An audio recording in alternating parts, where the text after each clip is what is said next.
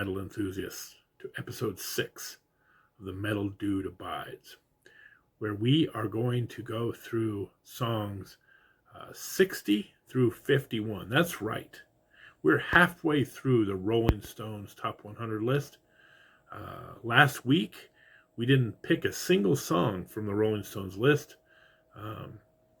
Sneak peek, this episode doesn't look much better for them. But let's get to it. And at the end of this video, we'll be halfway through the list. Let's get started.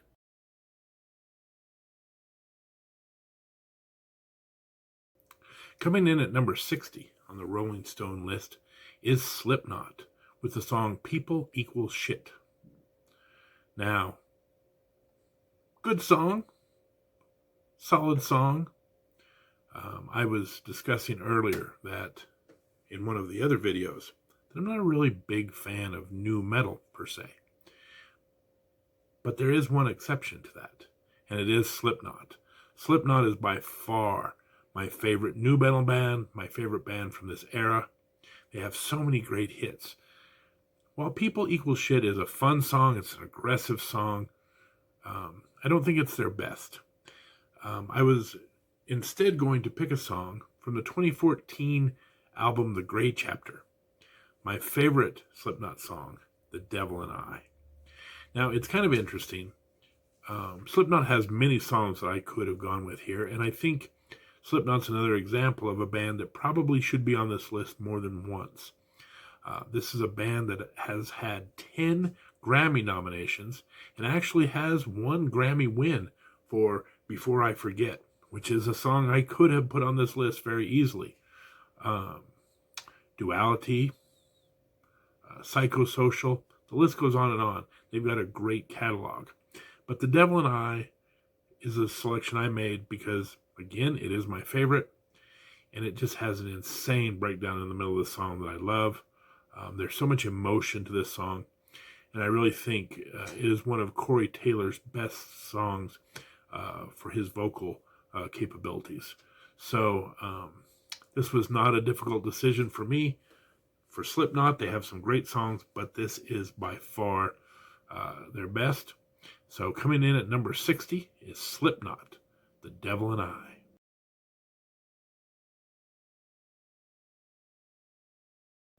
Coming in at number 59 is Mayhem with Freezing Moon.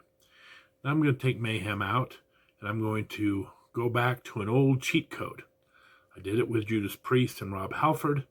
I did it with Accept and Udo Dirkschneider. And now I'm going to do it with Iron Maiden and Bruce Dickinson. And I'm going to go to 1998's The Chemical Wedding for the song The Book of Fell. Now, 1998 was a very depressing time in heavy metal. Iron Maiden had broken up. Bruce Dickinson had started a solo career. The stuff that Iron Maiden was doing at the time with Blaze Bayley didn't interest me very much. And being completely honest, the first few Bruce Dickinson solo albums weren't my cup of tea either. All were okay, but none of them was really lighting the world on fire. And so I'd kind of started to move away from heavy metal. And then I saw a review for this album, The Chemical Wedding. And one of the people was just saying this might be the best heavy metal album of the year. And I thought, why not? Give it one more try. Maybe this is really an improvement. This album blew my mind. This is right up there with like the great Maiden albums. Bruce Dickinson knocks it out of the park. And this song in particular is fantastic. I was like, in fact, it's kind of funny because this really jazzed me up because right after this album, Iron Maiden gets back together again. And as you'll see probably in later videos, I wasn't quite happy with the reunion.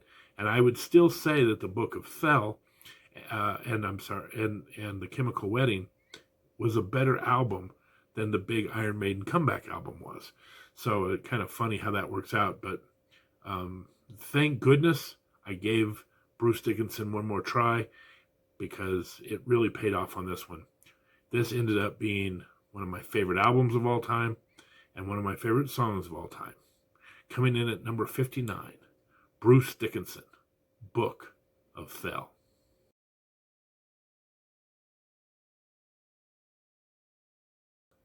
Coming in at number 58 is Sepultura with Refuse, Resist. I think Sepultura is a really good band, but I'm not going to be able to put them on the list because there's another band from the 80s that just has to be on this list, and that is W.A.S.P. and the song Wild Child off 1985's The Last Command. This was the second studio album for W.A.S.P., and it's one of their best efforts. W.A.S.P. might get a bad rap because, of course, they had a very theatrical stage presence.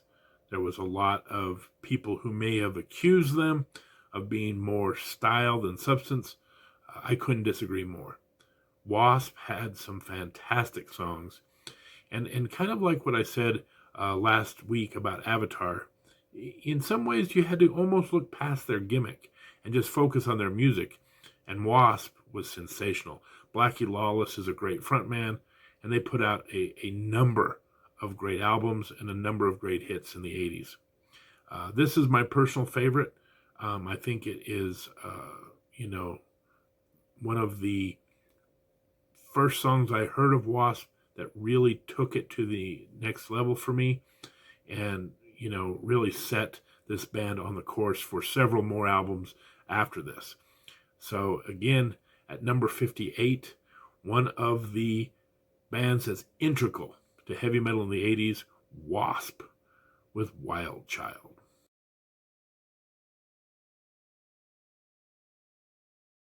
Coming in at number 57 is My Dying Bride, The Cry of Mankind. Again, I'm going to take this band out, and I'm going to put in a band that has to be on this list. We just got through talking about W.A.S.P. being an integral part of the 80s metal scene. Hard to see this list without them being on it. This is the same situation. One of my favorite bands of all time, Savatage, and the song off their 1987 album, Hall of the Mountain King. We're going to go with the title track here. This is a fantastic album and a fantastic band. I would have, it's funny when I went back and looked this up just to make sure I had the dates right, and I realized that this album actually occurred in 1987, I would have bet money that this album occurred a couple of years earlier than that. I don't know why. I had this album coming out around 1985, so I was a little surprised at how late this came out in the 80s, but what a blockbuster. I kind of got into Savatage with their second album and just hung with them even to the end. Unfortunately, Chris Oliva died in a tragic automobile accident. John was kind of in and out of the band, was out of the band for quite a while, then kind of came back in, kind of came in and out. Two of the big founding members, right? Chris and John Oliva. And so even after their departures, I stuck with Savatage. There was probably moments where I wasn't like right up to date with what they were up to, but then would catch up with them. And, just an amazing band, kind of set the groundwork for the Trans-Siberian Orchestra. If you weren't aware of that connection, talented band, really had a nice blend.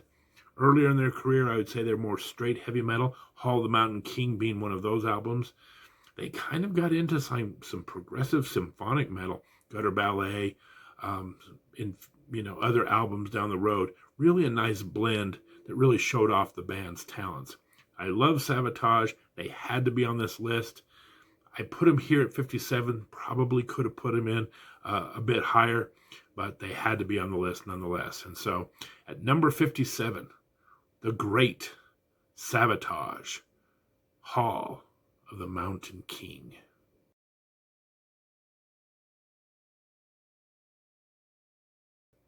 Now coming in at number 56, the great Ozzy Osbourne and the song Bark at the Moon. It's kind of interesting.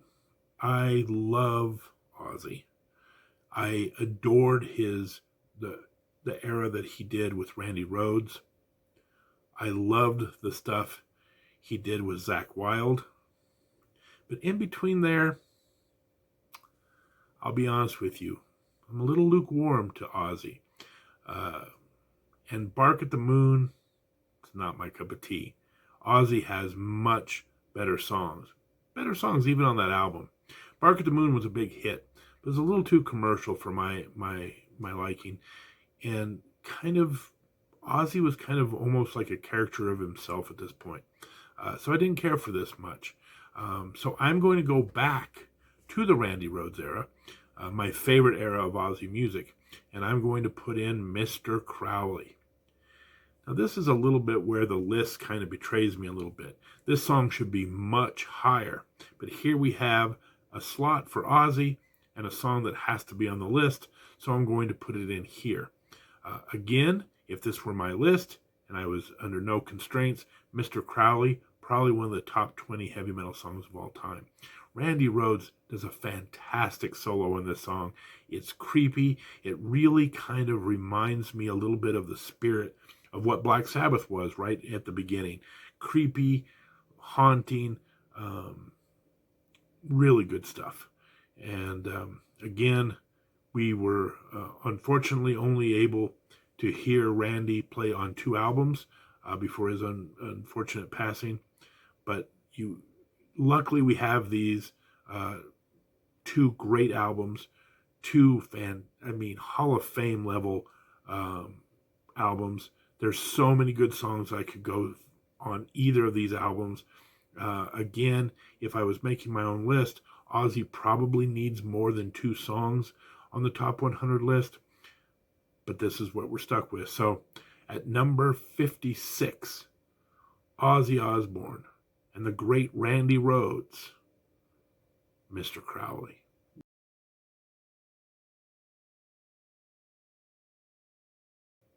Coming in at number 55 is Faith No More with the song Caffeine. Faith No More is actually a really good band. They have a lot of really good songs in the late 80s, early 90s. However, much like the great band Savatage, there's another band that has to be on this list. This list would be illegitimate without this band, and that band is Saxon. We talked about the fact that this list has it kind of has a combination of some hard rock, some heavy metal. But if you really look at the history of heavy metal, the new wave of British heavy metal is really the signal of the beginning of moving from hard rock to heavy metal. In the 70s, a lot of the stuff that we've put on this list would probably be classified today as hard rock. It was that new wave of British heavy metal that really brought us from hard rock to heavy metal. And there was, in my opinion, 3 big bands that had the most impact. Of course, you know Iron Maiden. Of course, you know Def Leppard. Unfortunately, not as many people are familiar with Saxon. They are a tremendous band that, again, ushered in the most important era of heavy metal music ever, and are still making great heavy metal today.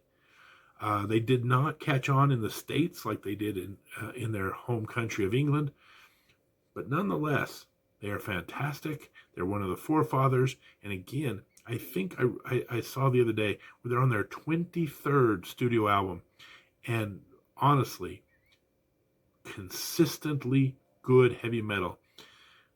They did fall into a little bit of the trap that we all run into, and we've talked about a lot on this list in the 80s, where they got to a certain point and the record company was trying to say, can we get a little bit more commercial? Can we try to get a couple of hits?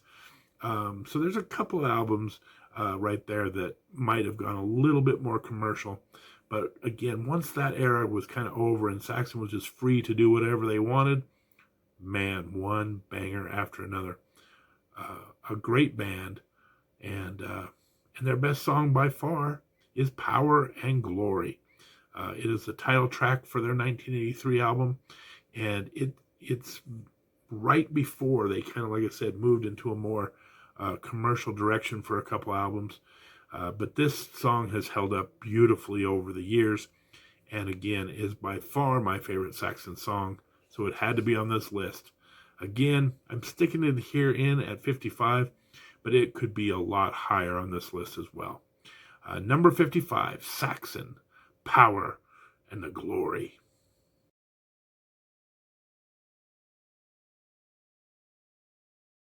Coming in at number 54 is Def Leppard with Photograph. Now, we just got through talking about Saxon, one of the big three of the new wave of British heavy metal. Def Leppard is definitely in that big three. They put out a couple of albums early in their career, On Through the Night, and of course the classic 1981 High and Dry, from which I'm bringing this song to bear. Bringing on the Heartbreak is the song that I've selected, but you can pick almost any song off High and Dry, and you've got yourself a winner. Now, Rolling Stone picked Photograph. This is off their follow-up album, Pyromania. Now, it's kind of funny. I was a huge Def Leppard fan. I had High and Dry, and I listened to it constantly. And I remember telling people at the time, this is going to be the next big band. This is going to be the next AC/DC. This is going to be the next breakthrough. And lo and behold, I was right, but not in the way that I had hoped. They broke so big, but they were so bad. Like, I know that there's a lot of people who will say, wait a minute, Pyromania was a great album. In my humble opinion, it was terrible. I can't think of a time in my young metal days that I wasn't more disappointed with an album. Because I rushed out and got Pyromania. I was so stoked, and I just didn't like it. And then, of course, it was being played on MTV. It was being played on the radio. So now, not only do I not like this album, but it's being played to death. I remember we would have parties when we'd be playing music, and you'd be getting some real good metal on, and there would always be someone who would put Pyromania back on. It was just like, oh my word, I can't take this album anymore.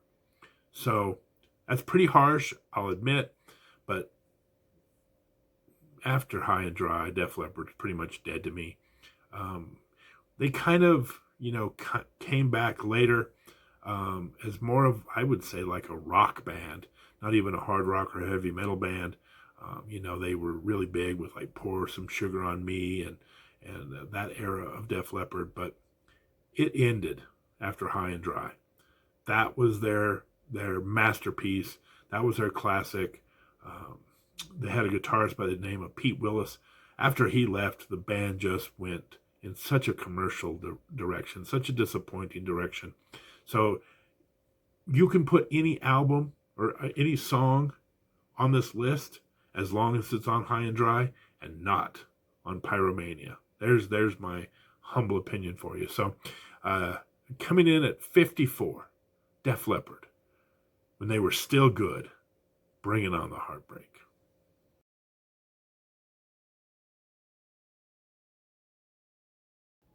All right, coming in at number 53 is Tool with 46 and 2. Now, as far as Tool goes, I think Rolling Stone has it right that this is their best song. And Tool is one of the biggest bands on the planet, loved by many, many people. And I almost left them on this list. This is one of those like peer pressure kind of times where it's hard to have a top 100 list without having Tool on it. But at the end of the day, I have to be true to myself, and I'm just not that into Tool. Good band, but not top 100 material. Instead, I'm going to go all the way back to 1975, and one of the artists that really got me into heavy metal, maybe my first guitar god that I was really into, and that is the immortal Sweaty Teddy, the Nuge, Ted Nugent, and his epic song, Stranglehold. Now, Ted Nugent was probably my first artists that I really got into in the 70s. He was larger than life. If you weren't around in the 70s, you may not understand the appeal of Ted Nugent, but at the time, he was loud, he was brash, and had lots of songs about lots of things that a teenage boy would be very interested in listening to.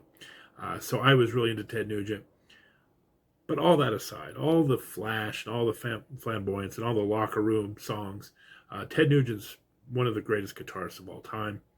He, of course, started off with the Amboy Dukes, and then has had a solo career again that's 50 years in the making now. Took a brief respite to be in the Damn Yankees later in his career, but for the most part has been a solo artist.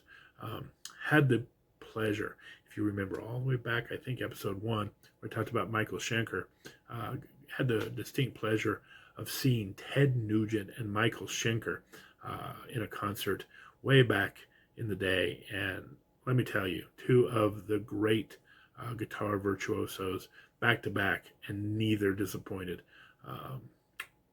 Ted Nugent has to be on the list. He is so close to my heart. So he's going to come in here at number 53.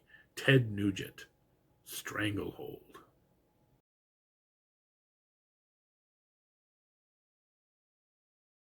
All right, coming in at 52 is Opeth.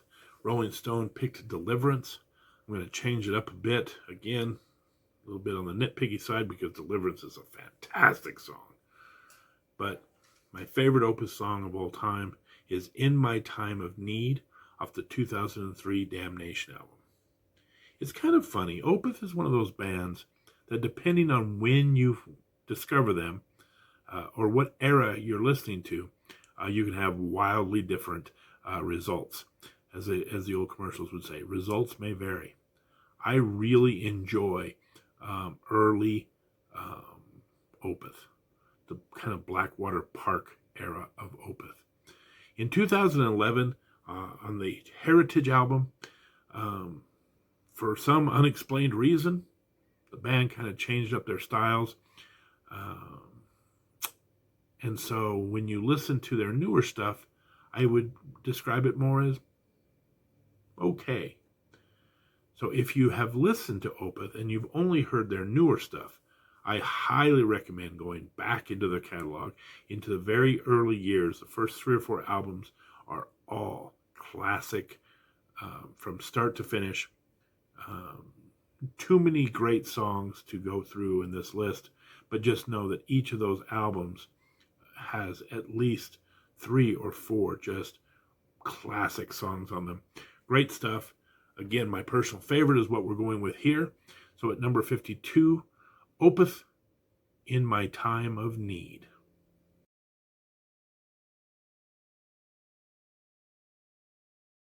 Finally, number 51 on the Rolling Stone list is Godflesh, Slate Man. I'm going to take that out and I'm going to put a band in.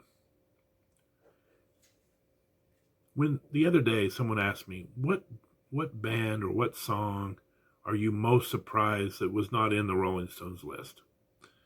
And for me, it was a fairly easy choice.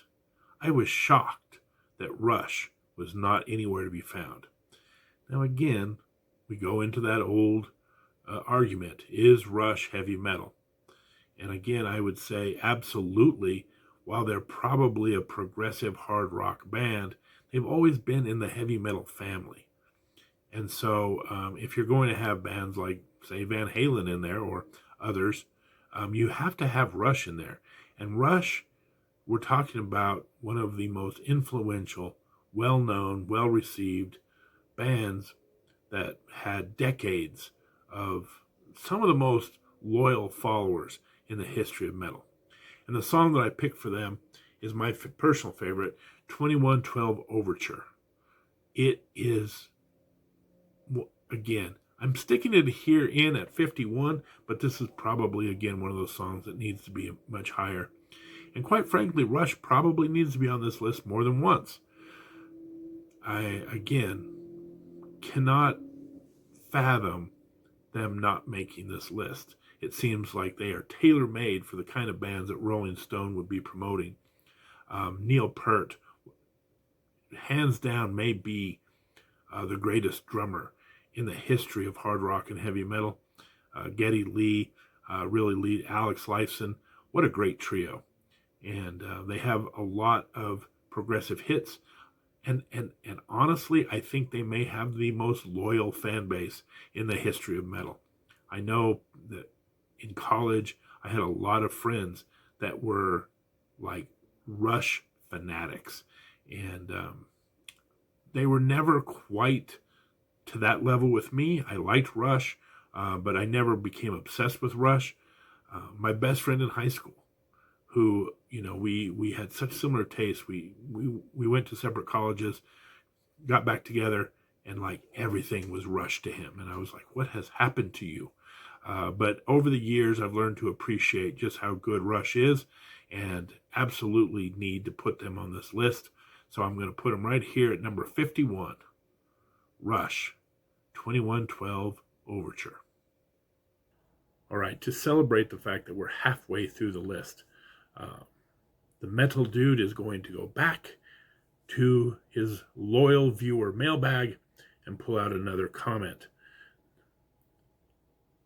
The question is, why don't I show clips of the songs that I'm reviewing for this list? And the answer is, quite frankly, I don't understand the copyright laws of YouTube. It seems as though maybe you can put a video in, maybe you can't, maybe you can put parts of a song in. I've heard rumors you can put in a few seconds of a video, but it can't go past, say, the 10-second mark. I'm still trying to figure all that out. I would love to review a song, play a little clip. I agree, would be much better. But as a newbie to YouTube, I'm still trying to figure this all out.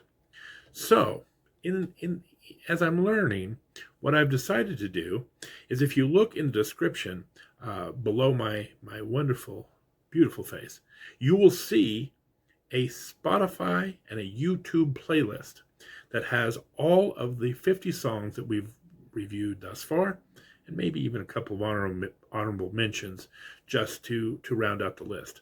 So you have a way to look at the video, look at the bands as we go through this. It's the best I can do for now. Suggestions are always welcome. Trying to figure this out, but obviously a music channel would be much better with some music. The other thing I'm kicking around a little bit is maybe moving a platform to a more in-depth review on Spotify, where apparently you can play the music and do a bigger dive on the songs that we're reviewing. So again, we're making improvements on the channel.